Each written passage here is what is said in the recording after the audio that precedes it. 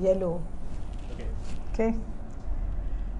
Mana Facebook kan? Assalamualaikum warahmatullahi wabarakatuh. Okay, we are live now on Facebook. We're going to have a Montessori talk or parenting talk or children's talk, whatever.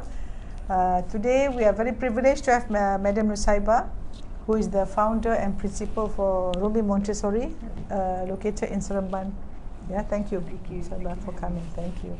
And of course, Dr. Atia, whose passion is into children.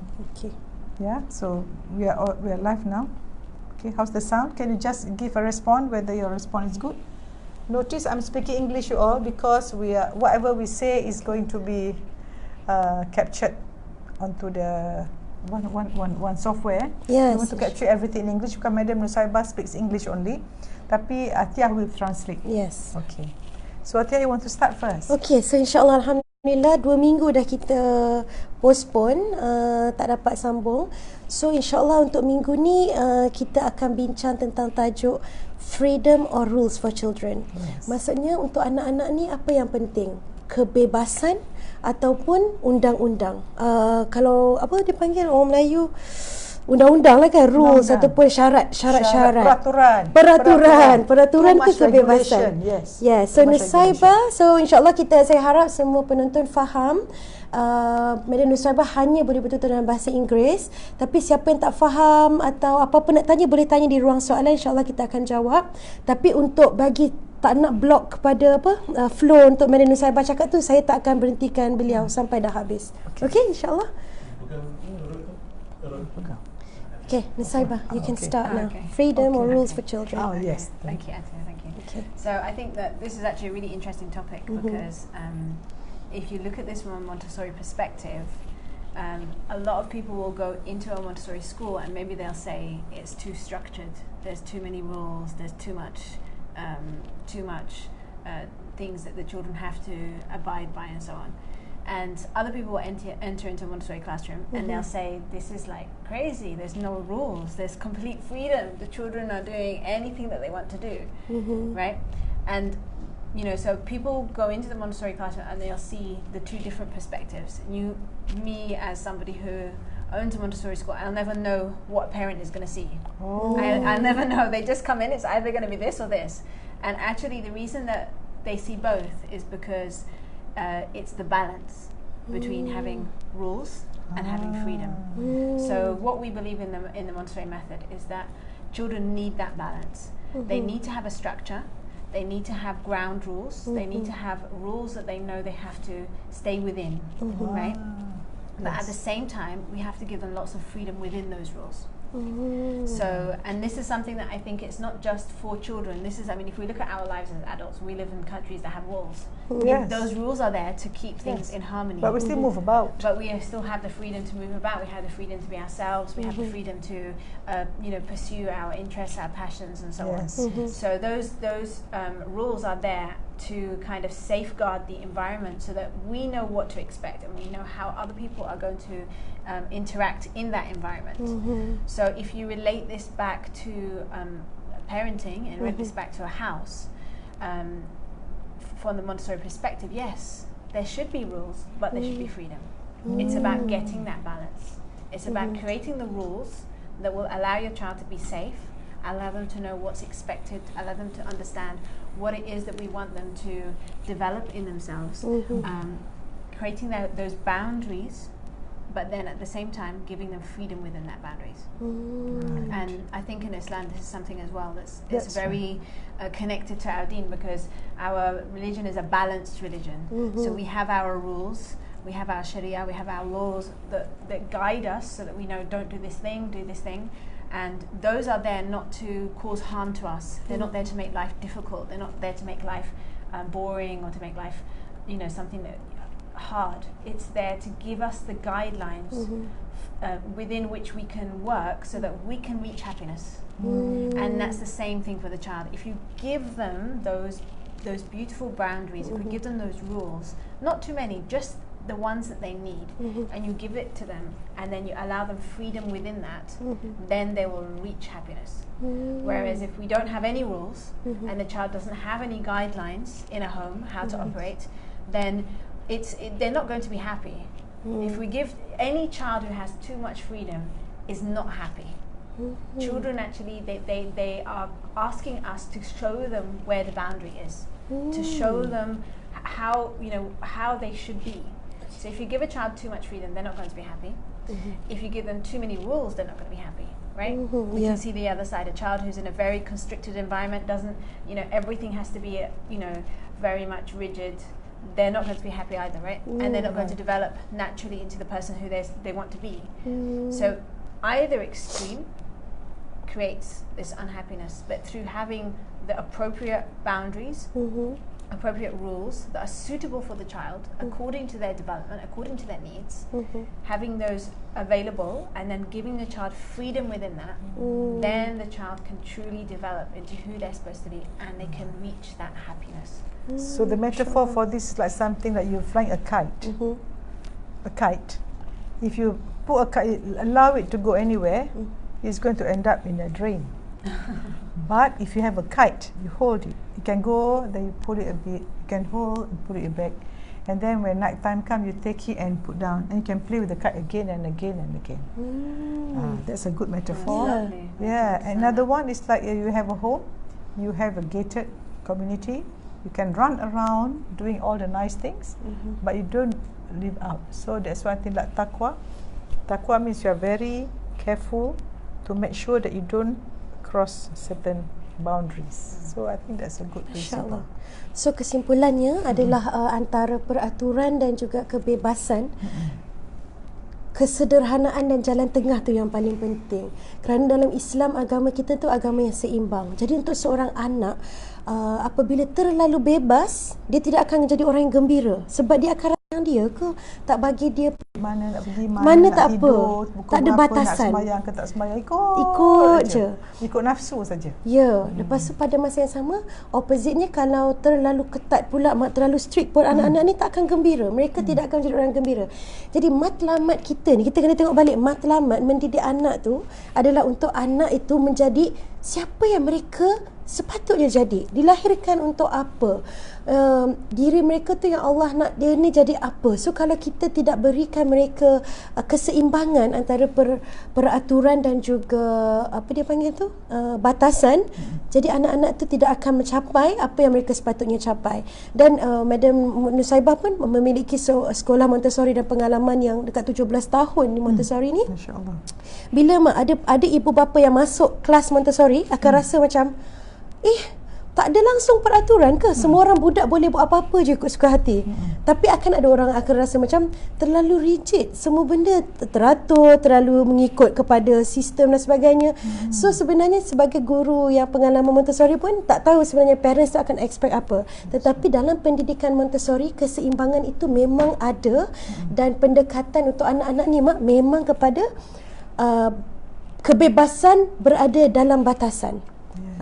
Freedom within limits. Maknanya dia tak tersasar lah, tapi masih dia boleh lagi bergerak bebas di dalam tu. That's right. In other words, when come things that's principle based, you must be very perfect. But when come to application based, it can be different for different people, because different people have different ways of doing things. For example, the principle of Islam, we have to salat.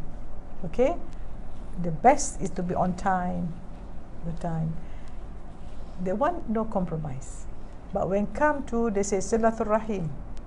Some people silaturrahim by giving, some people by helping. So, you know, that's why I believe that rules are meant for something that's principle, something that's mandatory, but freedom is for your own creativity.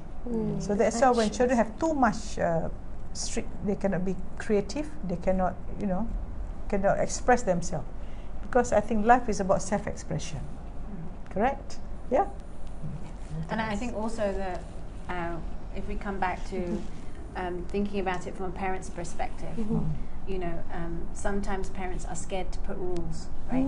Especially in this generation now. Sometimes we're scared to have rules. Maybe because our parents had so many rules, we don't want our children to feel the same. So we're like, we don't want to have that many rules. Sometimes you see parents are scared to have rules. And you maybe other parents are just their whole life is for the child is this rule, that rule, you know, this boundary, that boundary, and so on. And I think that to help us balance it, we have to remember that whatever rule that we put in place for a child, it has to be something that we know is to bring about something better in the child. So it's not a rule that we put because of our convenience or because we just want it like that, so we don't have to worry about something particular. No, it's a rule that is going to be based on how children grow, how children develop. So in the Montessori classroom, for example, we have a rule that the children will put everything back. So that if they'll take an activity, they'll tidy up after themselves and they put things back in the right place, the same place, so that it's ready for the other child. This rule, it's a rule that is to look at the whole community of children. So the rule is something where you are putting something in place for the child so that they can be an active part of this community and they are not causing distraction or causing mess or that's going to impact the other child who's going to come next. So whatever rule we put in place, it's always has to do something to do with what's better for the child. So if we have a rule, for example, that children should have a specific diet, the rule should not be because we as parents I just want my child to be a healthy eater, and it shouldn't just be because that's what you want. It should be that because you want your child to have the healthy diet for their good, for their benefit.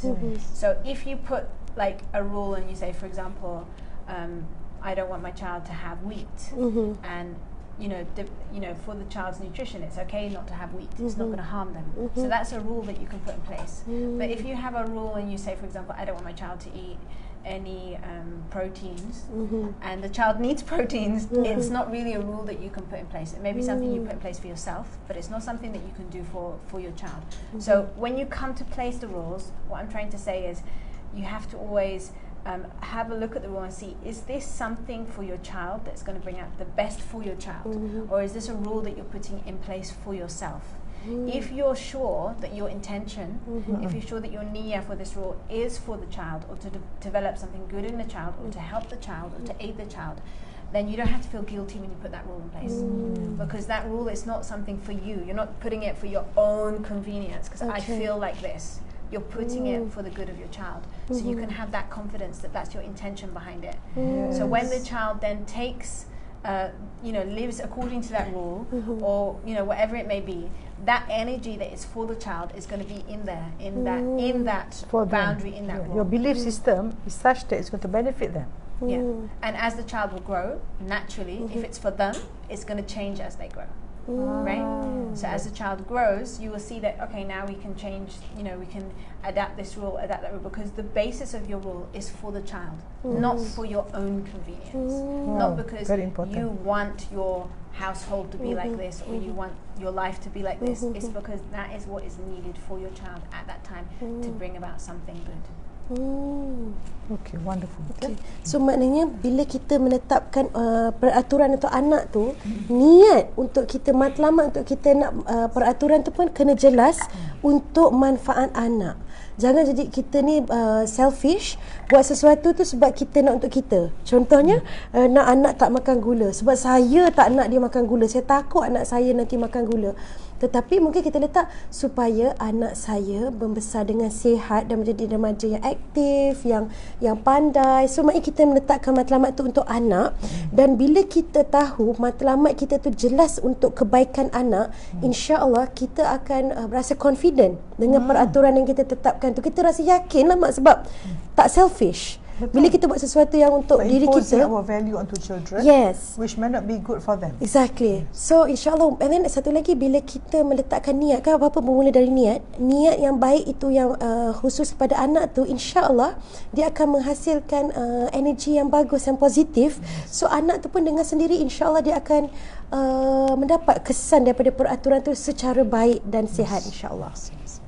Talking about niat, also there are three things you must think all the time. Was listening to somebody talking about the power of doa is biggest. The second biggest is your intention, and the smallest is your thoughts. Many people, we know that we have 60,000 thoughts every day. this thought may not be focused. Can be this, that, this, that, this, that. So when we pray, so many things.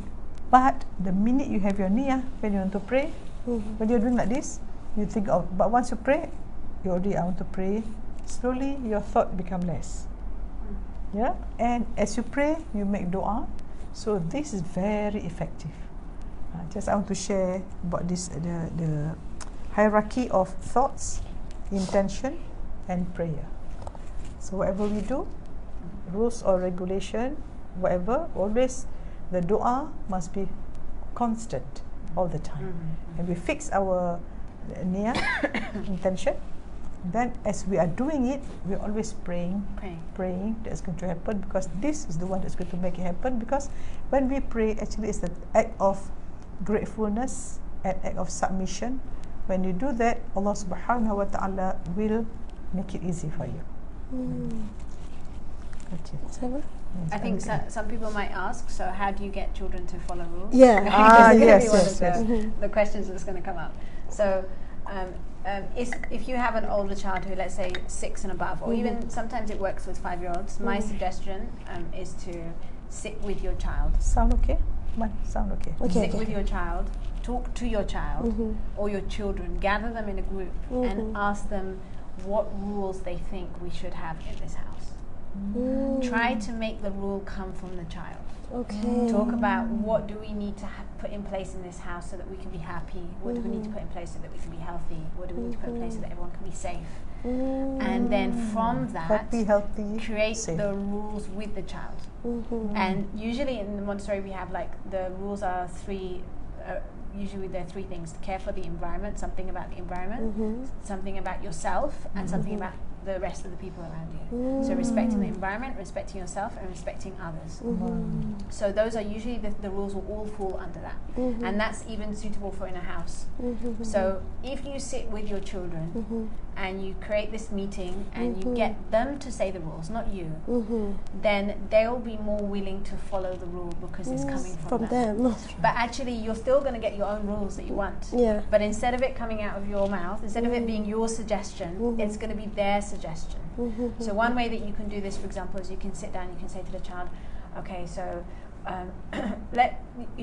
do you like it when our house is messy? Do you like it when we have when you can't find your shoes? Yesterday you couldn't find your shoes, right? You didn't like that, did you? How about when you can't find your glasses? Do you like that when you can't find your... No. What about when you want to eat and there's no... So what do you think, what rule can we make so that we don't have to experience that? What rule can we make? And let the child come and say that everyone has to tidy up after themselves. Or everyone has to put things back in their correct places. Let the child come up with that rule. And then when they say it, they say, oh, that's a really good rule. I'm going to write that rule down. So the child feels it's their suggestion. They feel that it's something that they have come up with.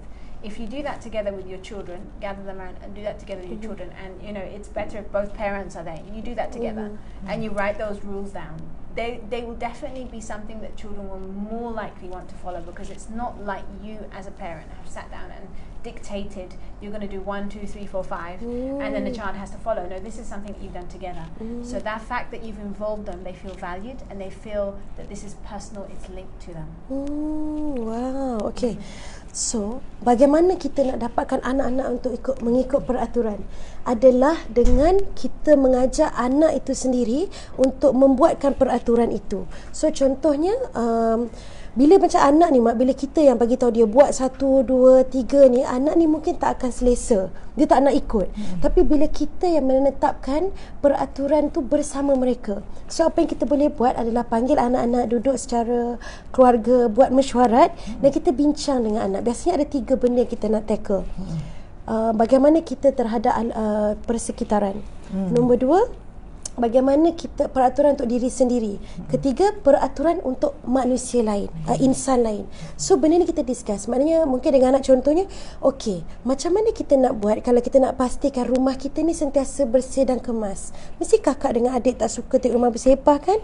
Mungkin kakak tu akan cakap, saya tahu, kita kena kemas barang-barang lepas main. Okey, so kakak tu pun tulis. So bila dia sendiri yang tulis, dia sendiri yang come up with the rule, insyaAllah dia akan ikut. Sebab dia dia sendiri yang buat. Cuba kalau kita yang cakap nombor 1 setiap kali main kena simpan. Nombor 2 they feel they have to do it. if they feel they have to do it, dia memang payahlah nak ikut. So bila kita melibatkan mereka dalam membuatkan peraturan-peraturan ni, insya-Allah peratusan compliance tu tinggi. InsyaAllah. Dan ini satu praktis yang sangat bagus sebenarnya bersama anak-anak. There's a feedback. Someone said, Hazidatul Haida, she's saying that she tried to be off TV for 1 week. This is the 4th day tanpa dia pasang juz amma sahaja, ulang 3-4 kali sehari. Saya nampak anak-anak sangat beradab, senang ikut kata-kata, suka tulis, pegang buku, main dengan adik-adik, saling bekerjasama. Saya tengok setakat alhamdulillah elok tak pasang TV. InsyaAllah saya buat jadual lebih seronok untuk anak-anak. Saya suri rumah boleh main dengan anak-anak selalu. Masya Allah. They off TV for 1 week, and after 4th day and they just put the Quran. The children are reading books. They're more behaved. Wow. Subhanallah. It's amazing. Masya And I think a few other people fed back to me after the last talk we Yeah, did yeah. that they've cut down the TV. And they're like so happy with the Is it? results. Yeah. Alhamdulillah. Yes, Wow. yes. It's amazing. Alhamdulillah. Good. Now, on the sidebar, now can you tell us what are the rules and what are the freedom that we can give to our children? Maybe you can categorize it based on, I mean, like roughly 0 to 6 and maybe 6 to 9, 9 to 12. I think that whatever rule you give has to be something about that is relevant for the stage and age of your child. So in one of our previous talks, we spoke about how Montessori, she saw that there's different phases in childhood. So we have 0 to 6 is the first stage, which she calls infancy, and then we have 6 to 12 is the second stage, which she calls childhood, and then 12 to 18 is adolescence. So straight away we know that we wouldn't give the same rule to a 3-year-old and a 10-year-old, right? That's common sense, we know that. But if we look deeper into it and we look at the stage and we try to actually find out actually developmentally what's going on, what is the child trying to develop, what are they trying to understand, what is it that they're seeking during that stage, so let's say the first 6 years. So whatever rule we make should be based on something that's going to allow the child and help the child to excel in developing whatever they need at that stage. So it's going to be different. And one thing that I want you to keep in mind is that the rules and the rules we give children are going to grow with the child. As the child shows that they can have more responsibility, then we can give them, then we can reduce certain rules, right? Reduce, not increase. Well, reduce. Like, let's say, for example, you're not going to let your 3-year-old take your car keys and take your car, right? Right? So obviously they're not going to take your car, right?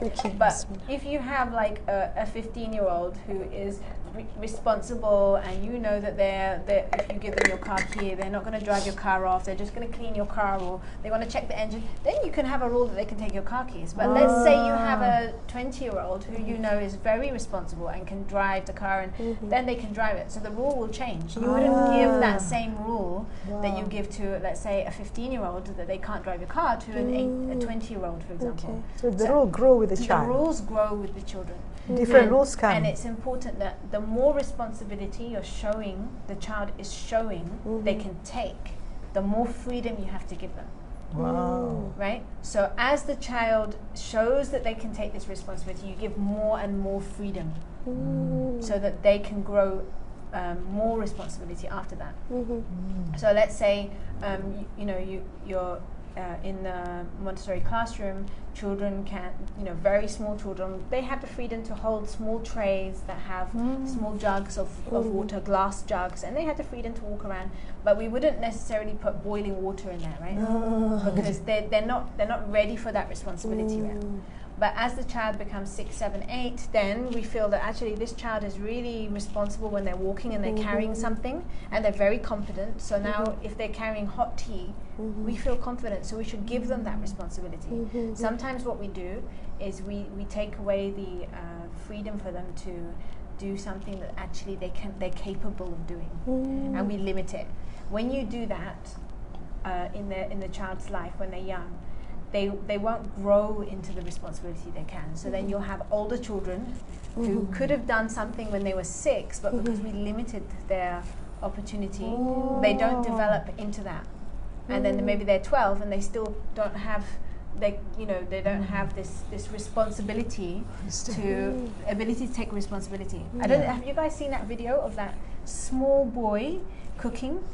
No. I think, have you not seen? Is it on YouTube? It's like gone viral. There's a small boy, and he puts his little brother on a chair, and have you seen it? Yeah, and then puts them on a chair, and then he gets the oil, and he's probably about 4 or 5, and he's cooking with fire, cooking an egg, and everything, and then and then he feeds his younger brother or sister, and he like blows on it to check that it's the right temperature. And when I was watching that, I was thinking that how come that child can be so young and can take that responsibility with fire and take that responsibility to cook, and how can they do that? And even know that younger child, you have to make sure it's the right temperature. And even at one point the older child was saying to the younger child, don't touch this is, how come they can take this responsibility to cook and feed their younger child? And that's because at some point they've been given the opportunity to hold a responsibility. So in Montessori, the more the child shows that they can hold a responsibility, the more we can give them responsibility. And that's on an individual basis. Montessori tells us too much freedom for a child who is not ready, you are destroying the whole idea of freedom. If you give too much freedom, you're going to destroy the child. You can't give them too much freedom if they're not showing the responsibility. You have to give them the freedom within the limits of what they can take. And as their responsibility grows, then your freedom to them grows. You give them more and more opportunities to show us their responsibility and to grow into that. Because you have to remember that whatever rules you place for your child now, it's not going to always be that. One day your child is going to be old and they're going to leave your house and they're going to go off and have their own house, right? So they're not always going to live under your rules or your household. So what is your aim actually for providing those rules? What is your aim? The aim should be so that the child can develop into the best child, the best adult they can be, so that when they go off later in life, they don't need those rules there because they've already developed, and now they're going to make the right choices. So when we put these rules in place, we want to guide the child to make the right choices. But if we are not allowing the child that freedom, then they're not going to learn how to make the right choices. When they're older and they go out of the house, they'll just do everything that they wanted to ever do that they couldn't do in the house. And we see that with a lot of people, right? We see a lot of children, once they become, like 18, 19, they leave the house. They go to college, they do everything. Everything that they want to do, everything that they were not allowed to do, they just do everything because they were never given that responsibility to show how they are responsible. They're never given that freedom to exert their responsibility and show you that they can. Wow. So let's say, for example, I'll use my son as an example. When he was young, we had this rule that you can eat chocolates or sweets on Friday. So anything he gets in the week, he would collect it, he would put it in a box, and he would eat it on Friday, right? So this is the rule that we had for many, many years. And because I really wanted him to follow the rule, I did it too. Because you have to be it so that they can follow it. So what was really interesting is when he was about 8 or 9, someone took him out. And they bought him all these chocolates and these sweets and everything, and they said, just eat it. And he goes, no, I'm going to save them for Friday. And the person said to them, it's okay, you don't need to tell your mum. Just eat it. You don't need to tell your mum, just eat it. Just have one then. And he said, no, I eat my sweets on Friday. How old was he? About 8 or 9. So you can see that even outside of your view, if you give them the right freedom. So I'm not saying you're never having sweets. I'm not saying you're never having chocolates. I'm just saying that, okay, you can have them within this boundary. And then that self-control, right? Yes. He's developed and so even later on, when I'm not there, and actually at that time when he was 8, 9, I didn't really reinforce the rules. Like it's not like he wouldn't get told off if he had it, or anything. But he had the integrity. He had that when he was outside with other people and I was not there. He still had that sense of, this is what is good for my health. This is my decision. This is what I'm going to do. So if you give the right rules and you give the right freedom so that your child can grow into responsibility, there'll be a time where you actually don't have to make many rules because your child is going to start making the right choices. And that's why I said that sitting with your children, having that meeting to make the rules. One aspect is the child is making the rules, so they're more likely to follow. But the other aspect is you're training your child mentally to begin to think of what are the boundaries that should be put in place for their life. So when they're older, they're already trained in this process to think, okay, so I have this situation, what are my boundaries? And to create their own systems of rules or their own systems of what it is that they should and shouldn't do. So, all of this is really essential for a child as they're growing. It's really essential to know. So if you want to choose a rule, you have to look at, is this something suitable for the child at that time? Is this something that is going to help them in their learning, help them in their development, help them in their progress? And if it is, and you've worked with the child together, discussed it, and let them come up with a rule, then that's a rule that's suitable to put in place. So, brain-wise, brain science-wise, actually, when you make that decision, many practice, you are creating thought pattern and also neural pathway, because every habit that we have is related to some dendritic synaptic connection between brain. So if someone do something often enough, like decision making, sing chocolate Friday, Friday, there's a pattern. So when you try to do something different, he already have established highway there. That's how people form habits. Studies have shown if you do something for 66 days, you form a pathway, and then you won't change it anymore. And talking about this, I remember Wayne Dyer, the late Wayne Dyer, says that a good parent is a parent who make the children do not need parent anymore. You don't need any more Montessori parent. says the same thing. That's right. She says the way for you as a teacher to know whether you've done the right thing is the children work as if you're not there. They don't need you. Just a leader. A leader is someone who lead people. In the end, the people who they lead do not realize that they are the leader. The people are leading themselves by sheer example of the leader. There's great leaders create small leaders. Just like Montessori, you are creating your children to be leaders actually. So Noah has become a leader by age of 8 by virtue of just discipline and understanding and feeling ownership. Okay, I think some people are actually already helping to just start. Yes. Thank you so much. So apa kesimpulan yang mudah nak kata tu, apa ni, kalau kita nak bagi batasan tu melalui sesuatu yang tak payah terlalu strict kan, tapi memberikan lagi kebebasan tu kepada anak. Contohnya macam anak Puan Saibah, dari kecil dah diajar kalau nak makan coklat hanya pada hari Jumaat. Jadi dia akan kumpul, kalau dapat coklat orang bagi ke apa, dia kumpul Jumaat je dia makan. Sehingga kan pada usia dia 8-9 tahun macam tu, ada orang bawa dia keluar lah, mungkin keluarga ke, makan-makan, nak bagi coklat, tak apa, makan, dia tak nak. So dia kata tak boleh, hari Jumaat je boleh. Walaupun kau tak tahu. Kau tak tahu, tapi tak, maknanya dia dah ada satu identity. Identity and self-control is very important. So maknanya insya-Allah untuk kita masih ada harapan yang banyak untuk kita meletakkan peraturan untuk anak-anak. Kita pun sendiri meletakkan peraturan untuk diri sendiri. Jadi bila anak tu melihat sendiri, oh macam ni dia punya peraturan tu, insya-Allah anak-anak tu pun akan ikut dan berubah. Sekarang musim cuti sekolah. Now it's school holiday. So children go to the grandmother's house, in the kampung, left. So if we had not put a discipline and value that we should pray on time, when this time we should pray. If you don't put that pattern, whenever they go, they will just follow according to what culture they go into. So you don't have a child that is have a determined character and know making correct decision. Okay, Nisaiba, can you explain a bit on how do parents, how do we tell our children when they, how do we tell them off, or you're not supposed to scold them, but how do you tell them when they misbehave or they're gone beyond the limit of anything that they do? So there's several different ways actually. One of the most effective ways, if you want to correct something in your child's behaviour, one of the most effective ways is to do something called grace and courtesy.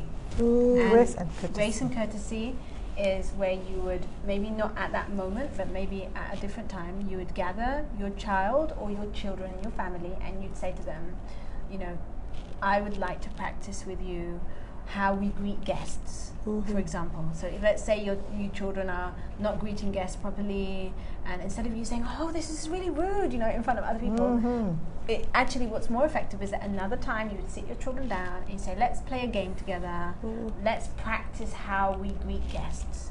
Let's imagine that Baba is Auntie so-and-so, you can make it funny if you want to, and they're going to come in, and I want everyone to, let's practice how, so what do we do if there's a guest? Let's practice, what do we do? So what's the first thing that we do when a guest comes? What's the first thing? Who knows what the first thing? And get your children to discuss it in together. What should we do? Oh yes, we salam the hand, yes. Okay, what else do you do?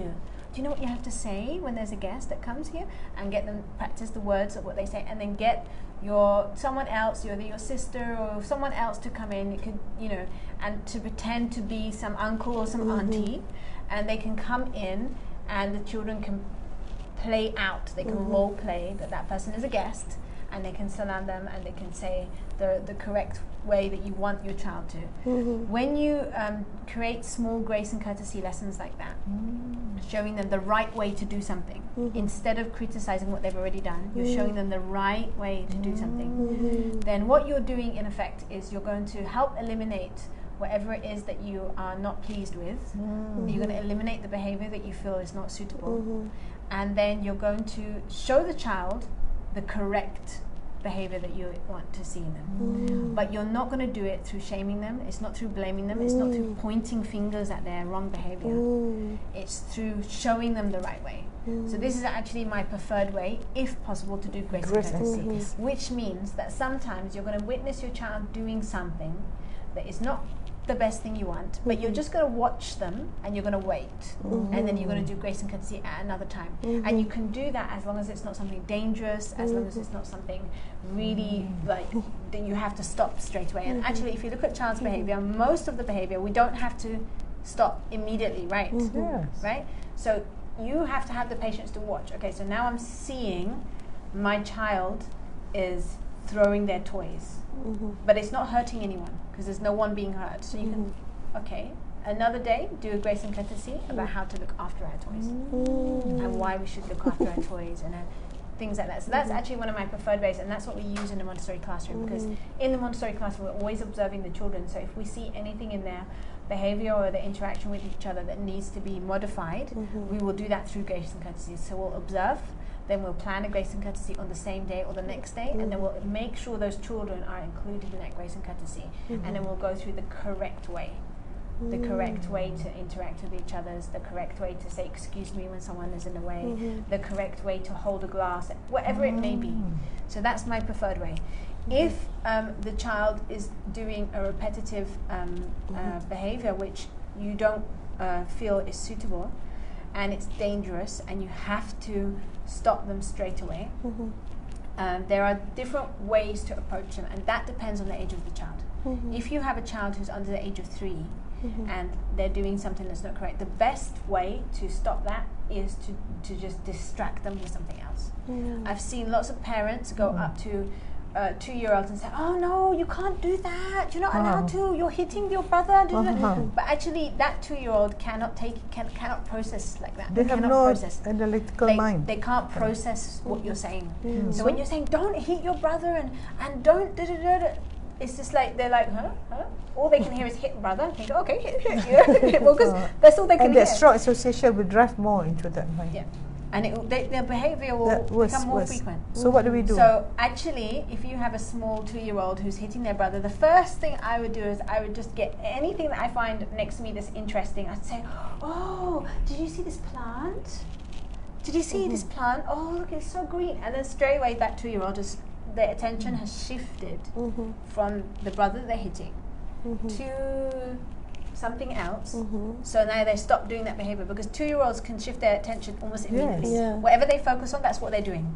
They can't hold two things in their mind at the same time, right? So I would shift their attention, get their attention to something else, and then at another point I would say to them, this is how we are gentle with our brothers. This is how we're gentle with your baby. Or this is how you're gentle with the cat. And I would show them the correct way. I wouldn't name or say don't with the behavior that the child is doing that we don't desire to see. We wouldn't be saying don't. And one thing I want you to bear in mind, that all young children, they don't understand the negative tenses. So when you say to a 2-year-old, don't run, they don't understand you saying don't run. They don't understand it's a negative. They just understand run. So in effect, you're telling your child run. Run, yes. Because they can't understand don't. So you have to phrase your language in the positive form. Instead of saying what you don't want your child to do, say what you do want them to do. So instead of saying don't run, say walk. So once you say walk, they hear walk, they can process walk, they can walk. But if you say don't run, they're stuck there, because all they can understand is run, right? So if your child is doing something that needs to be sorted out immediately, I would then rephrase it in a positive way. So let's say you have a 4-year-old, and let's say let's say, for example, I wouldn't say don't make a mess with your food. I'd say, do you think you can put the food really carefully on your spoon? And suggesting what they should do. Giving them what they should be doing. Or I might say to the child, would you like to get a tissue so that you can pick up the food that dropped? So I would direct them to something that they can do, that's more about what they can do rather than what they can't or shouldn't do. Children, just like us adults, are very sensitive to negativity. So if somebody was to approach us negatively and say, don't do that, straight away you have this like defense system, like, hey, what are you doing telling me don't do this, So children are the same. They have that. We have to bear that in mind. So if you come to them in a positive form, in a positive way, using positive language, showing them another way that they can do something better, they will follow that much, much easier than if you were to come on another way. So that's why actually, if you follow the Montessori method, you don't really have to scold your child. You don't really have to tell them off. You don't really have to. If you really implement this positive phrasing, and you have those boundaries, you don't really have grace and courtesy. Yes, with all of that phrasing. All of that, you don't have to really scold your child. It's not. And that's why sometimes you do meet parents who don't shout at their children. They don't shout at their children. They don't tell their children off. They don't punish their children. You think, hang on a minute, how do you do that? And it's because they have these ground rules that they discuss with the children. They do grace and courtesy. They use positive phrases. And they're also not coming to their child with that negativity. Because as soon as you come to your child with negativity, your child is going to... It's like the child, you come to your child with a negative energy, you pass that negative energy in you onto the child, then they're going to do something negative. So actually it's your negative behavior, not the child. Just like the TV, Because children are they're not capable of they don't think in that negative tense, the negative way we think, right? So bear that in mind, that if you want to have that life where you don't have to scold your child, you don't have to do time out, you don't have to shout at them. Sitting by the corner, it's the way that you approach them and the environment that you create, which is having the boundaries there. So it's a big no-no to even scold your child in public? First of all, if I ever wanted to say something to my son that he would, let's say we were somewhere and he did something that's not correct, I would not say it to him in front of anyone. I would take him to the side and I'd say, do you remember when we did the grace and courtesy, we said, when we see a stranger, or we said and I would explain to him, just privately on the side. Because if someone embarrasses you, how would you feel? Embarrassed. Would you want to do the right thing after that? It would be so much harder, right? So you wouldn't do it in public. You wouldn't do it in front of the child in public, no. You would take the child to the side and just positively, gently remind them of what you've already spoken about. Remind them of the right way. So ground rules, the rules come from them. Positive phrasing, and then ground rules, positive phrasing, grace and courtesy. And then for us to do that, we have to have that first. No parents can change the children if they don't change themselves. Yeah. And some people say that parents like to give example. No, you have to be the example. Exactly. Yeah? Most Whatever parents give energy you're example. carrying, That's right. it's gonna. It's So if you want to know who we are, we look at our children's behavior. Correct? oh. Yeah. That's right. It's a hard fact, but It's a hard fact, right? So if you settle your energy and you Yes. are peaceful and harmony and loving and Yes. accepting and trusting in Allah, then that energy is going to be in your child. That's right. And we were listening to this speaker who talked about spiritual meter. We have a meter on the left, on the right, negative and positive. Positive is up to 8, where it's enlightenment. Okay, 7 is around no hubud dunya, you only want akhirah. And 6, majority we want to be unconditional love. Then 5 is you're being creative. 4 is self-mastery. 3 is inner strength. 2 is ability to socialize. 1 is learning. You know, so imagine if we move ourselves from children, they learn, then they can mix with, socialize with people, then you develop inner strength, then we develop self-mastery, ability to control anger, then they become creative. 5, then they become unconditional love. 6.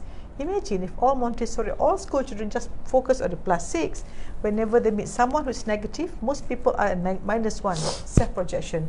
That's why people selfie, want to show self-projection. And -2 is anger. -3 is lust. -4 is very greedy. -5 is guilty. You know, -6 is shame. So all this negativity. Imagine if we train ourselves and our children to be +6. Even if someone who comes with so angry will not affect them. Because the -2 will be neutralized by the +6. So is that in Montessori principle? I think that not so specifically like Yes, that, but but definitely that's a principle. it's in our practice. Energy. In our practice, yes. Where you want And grace Montessori tells us that, you know, she tells us that one of the first things that we need to do as teachers is we need to remove our most deeply rooted defects, our negativity. That she says that they will impede how we can be with the child. In other words, not everyone can be Montessori teacher.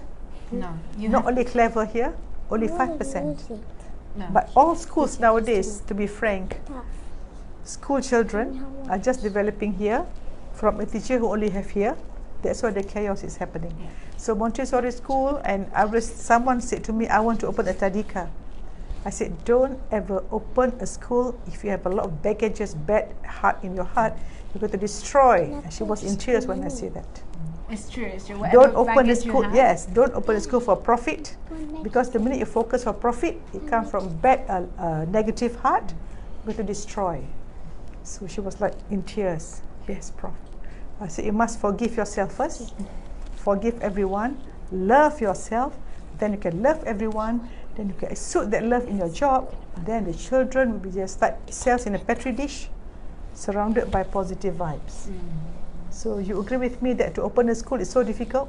To open a school is very difficult. Tell me, Madam Nusaiba. If you want to make a real school. Yes, so anyone can just do a business school. That's right. You have been fine. having one school for so long. Why didn't you open so many branches? The reason that I haven't got many branches is because, for me, Because you are wonderful, I think. but for me, it's that first of all, it's the amana that I have to make sure it's not just me; it's all of my teachers, everyone who comes into the environment. They're ready to have that, to get rid of their baggage, to have that positive energy, to be present, to be awakened with the present, child, awaken.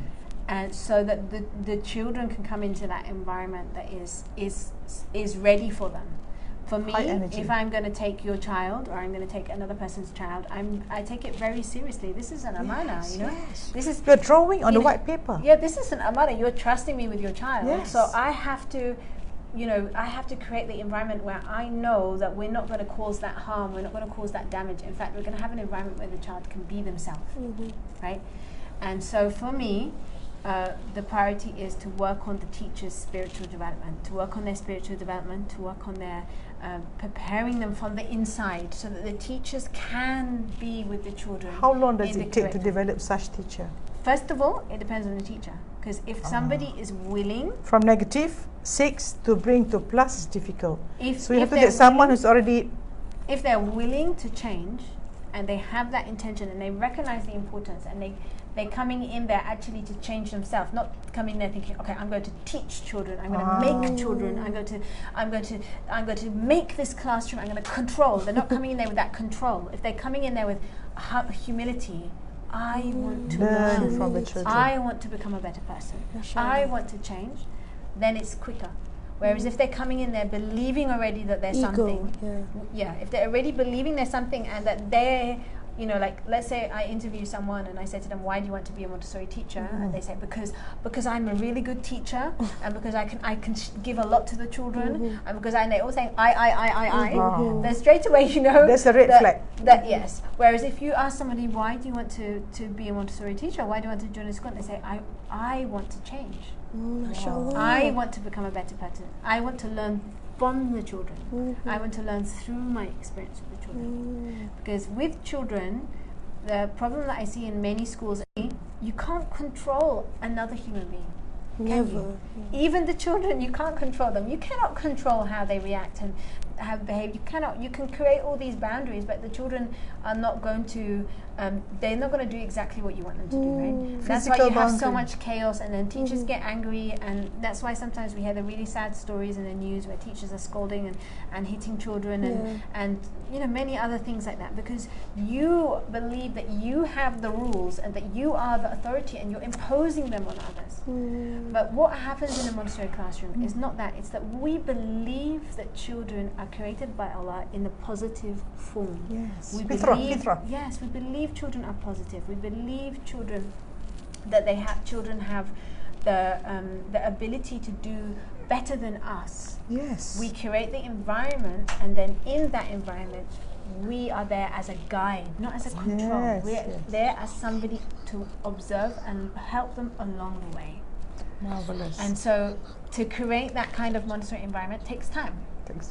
And if your intention is to do it for business, to do it for money, to have many, you can try. But I've seen many Montessori schools, or just Tadikas, they do that, but the quality is not there. To get that quality, it takes time to develop the teachers. That's why we wanted you. That's why we need your help, Professor Mahia, to help us all learn how to improve ourselves inside, so that all the teachers and everyone can really begin to clean themselves up from the inside, so that they can be prepared and ready. They can remove their baggage, whatever it is that's blocking them and stopping them from really truly seeing the child. Then remove that, so that when they're with the child can blossom. Okay, would you say that in the normal school, people listening to me might not be happy, but I have to say this, because I come from such school. So when we left school, we have this label, I'm very smart, I score top A, I'm number 1, I know everything. So school for 20 years teach only 5%. But the 95% are not taught, because the 95% is taught by example. But how many education school, if you listen to this latest speech by the Minister of Education of Jakarta, Indonesia. Oh, Nadir. Oh, mashallah, I forward that. Mashallah, I think that one has to be. So that's why when even people become doctors, you know, we have very many clever doctors, but do we make people kind doctors? That's why we have many clever whatever, many people go for clever. That's why Jalaluddin Rumi said what? Yesterday I was clever, I want to change the world. Today I am wise, I change myself.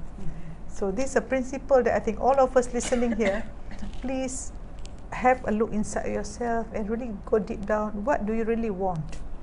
And for everything, what are you willing to trade your life and time for? Because our life, every word is all going to be questioned. So this breath that we take, what are we trading for what? So we all live this life. So if we do something not on purpose, then, so I really appreciate what you're doing. I've been to your school. So Madam Nusaibah, for someone who wants to open such school, what is your, say, roadmap to open such a school? First advice is check your intention. Intention? The intention you start off with, that's what you're going to end up with. So if your intention is money, then you're going to end up with a mess, because money and like you're not going to create that child-oriented environment if your intention is money. That's right. So but if your intention is the child, so get your intention to be right first. That you want to set up this school, you want to set up this Montessori environment because you want to be someone who serves the child. You want to be someone who can create this environment where the child can excel, where the child can develop, they can reach their full potential. And the reason that you want them to reach their full potential is so that they can be who they're truly supposed to be. And they can be that person in this ummah. They can be this person following our deen who can really excel and help us, help us get closer to Allah. Someone who can do so. You want your children to reach their full potential so that they can become who they're supposed to be in their deen as well, right? So have that right intention. If that's your right intention, then whatever you come to do, the teachers you choose, the materials you buy, the building you get, everything you're going to do is going to always have in mind, is this what's right for the child? Not is it what's right for my How plan can I serve? or is it what's right for the child? Yes. So if you focus first on what's right for the child, everything else will come. The business will come, the premises, everything will come. The money, everything will come. This time last year, we just had at Rumi Montessori, we just had one classroom. We had 14 children. Now we have 2 classrooms. We're going to start building our 3rd classroom, and we have 30 children. I didn't imagine that it would double just like that straight away. 100%. And at no point was I looking at numbers or figures. It's natural that if your intention is pure, Allah is going to send the help. He's going to send the success is going to come. Okay, for example, I'm asking you. True enough, you have 2 classrooms, you serve, say, 30 children, maybe from 30 families. But there are people who have the means, they can open up instantly, and the niyyah is good. So can we have people who because I met recently someone who, I would say billionaire, said, okay, we're going to open big one, we have one whole 2,000 acres, we do all this. For such Montessori, would you do that?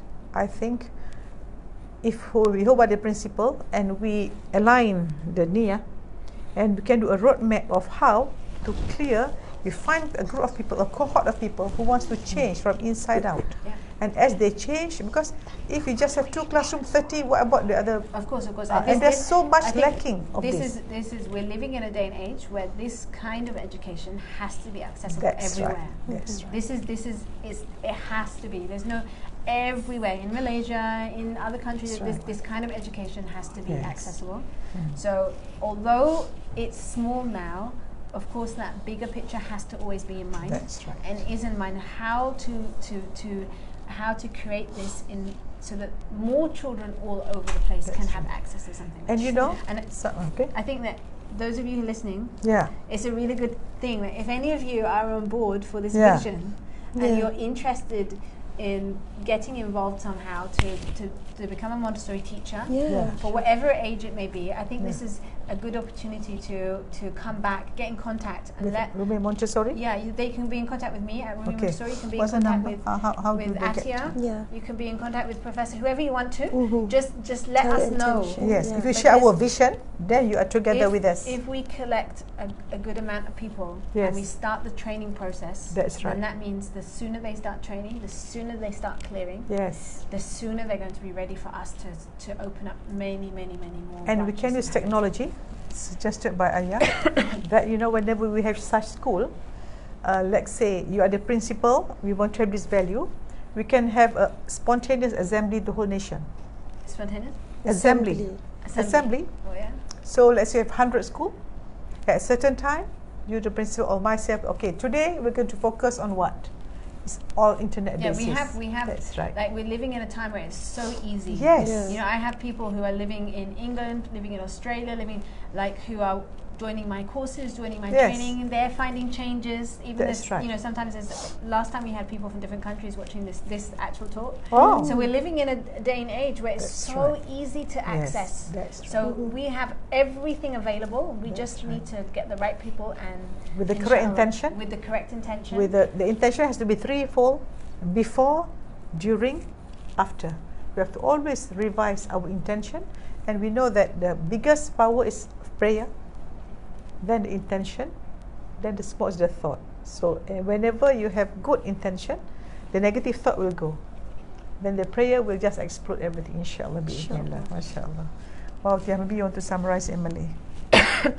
Jadi kesimpulannya untuk tajuk hari ini, batasan dan peraturan itu perlu tetapi dalam keadaan yang seimbang, dan kita harus menetapkan, ialah Allah sendiri memberikan kita undang-undang dan syarat-syarat peraturan, tapi pada masa yang sama sebagai orang Islam kita tahu Allah memberikan kita kebebasan.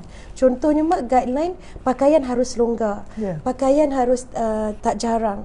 Tetapi bukan bermakna kita kena itu hitam je, ya kita boleh explore dengan pattern, get creative, tapi so kita bebas di dalam batasan yang telah ditetapkan, prinsip. Sebab manusia kalau tidak mengikut batasan itu, dia akan mengikut hawa nafsu. So matlamat nak membesarkan anak ni untuk dia develop dia punya self control, bagaimana anak tu nak belajar menangani nafsu kan, nak kawal marah, nak sebagainya, semua yang buruk ni. Dan saya rasa sangat cantik apabila pendekatan yang dilakukan dalam pendidikan Montessori, apabila kita ingin mengajar anak tentang adab melalui lakonan kan, kita buat macam lakonan, kita explain. Sebenarnya ni alhamdulillah suami saya memang daripada anak-anak kecil, kalau dia nak tegur anak, dia akan panggil pretend kalau orang datang ke nak salam ke, so dia tak marah terus. So saya nampak, saya tak pernah tengok dia marah lah. I'm telling that actually Aiman, when the kids, he always does this role play like grace and courtesy, like it is already in him how to approach a child, and I can see that's why the kids are very gentle, because they've been approached gently, which is alhamdulillah, we should be grateful for the gentleness that Allah has blessed us with. So insyaAllah, dan juga kami ingin mengajak lebih ramai ibu, ayah di luar sana, bakal-bakal guru yang bermula dengan niat yang betul. Kalau untuk menjadi guru Montessori ni, kalau untuk menjadi guru Montessori ke guru, bukan hanya Montessori, apa-apa guru pun dengan anak ni mak, niat tu kena betul, niat kerana Allah untuk anak. Pencen kubur tu? Ya, pencen kubur untuk pelajar, bukan untuk kita. Nak dapat KPI 10A. Ya, so kita ubah. Sebab tu saya rasa mak, kalau kita ingat guru-guru yang menyentuh jiwa kita dalam semasa sekolah, guru yang sayang kepada kita, guru yang selalu beri kita nasihat yang baik, guru yang tak marah kita tanpa perlu, dan guru yang memang kita boleh rasa keikhlasan dia nak mengajar. Kan, Masya Allah. So saya mengajak, sebab saya akan mulakan insyaAllah kursus diploma Montessori Elementary dengan Nusaibah pada Januari ni. So insyaAllah kalau siapa yang berminat untuk sama-sama diploma ni, dan boleh ada 3 jenis lah, boleh buat full time, yang accredited international, ataupun yang online course, ataupun yang untuk yang third type ni yang untuk belajar kelas je lah. Maknanya nak dapatkan ilmu je. So boleh ke page Rumi Montessori ataupun ke page saya pun, saya ada kongsikan maklumat. Bukan apa mak, kita nak sebarkan lagi banyak kebaikan ilmu ni insyaAllah. So lagi ramai jiwa-jiwa terbangkit, nak bangkitkan jiwa anak-anak ni, insyaAllah lagi maju kita insyaAllah. Jadi maknanya sekarang ni kita tengok masyarakat susah kan, sebab apa? Parenting, sekolah banyak masalah. Sebab kita sekolah dulu dah silap. Sekarang kita nak mencegah benda tu. So guru-guru yang ada, guru-guru tu janganlah terpesona dengan apa anda belajar. Be an empty vessel, jadilah gelas yang kosong, always wanting to be filled. You know, one of the ciri highly successful people is the teachability index. Some people don't want to learn from anyone. Once you are a full vessel, I know it's my state. I'm the kind of people who won't listen to people. Once you are a full cup, that's the day you are destroyed. Okay, so guru-guru siapa yang dah season mengajar, please niat tu riset minda untuk jadi guru yang berbeza, yang mendidik jiwa sendiri, baru didik jiwa anak-anak. Sebab kita tidak boleh beri orang apa kita tak ada. So if you don't have compassion inside you, you cannot give compassion to others. Okay, yes, Nusaibah, your final word. What do you want to say? Anything else? Well, I feel a bit excited right now to talk about this, because I'm like really, I'm always waiting and hoping to find adults who genuinely want to change themselves and be on this mission. This is what the mission that I've been riding this horse for a long time, and it's such an important, mission to have. And whether you are a parent, or you're not a parent yet, if you're a man, if you're a woman, wherever you may be, whatever your field you're in, there's always going to be children in your life, right? This is such an important vision, and if we can come together some way to contribute to make this happen, not just for the schools, but also for people to share this video so that other people can benefit knowledge, other parents. If we can do this, then inshallah in the future, when we look back in 20 years time, there's going to be another generation of beings in Malaysia. And this is the exciting thing. Is if I may ask you, now it's going school holiday season, is there any activity or small 2-day 3-day program to introduce this Montessori thing to children or parents? At the moment, I'm not having a camp. Oh, you're not having a camp? No, I'm not having a camp at the moment. I'm spending the holiday focusing on training.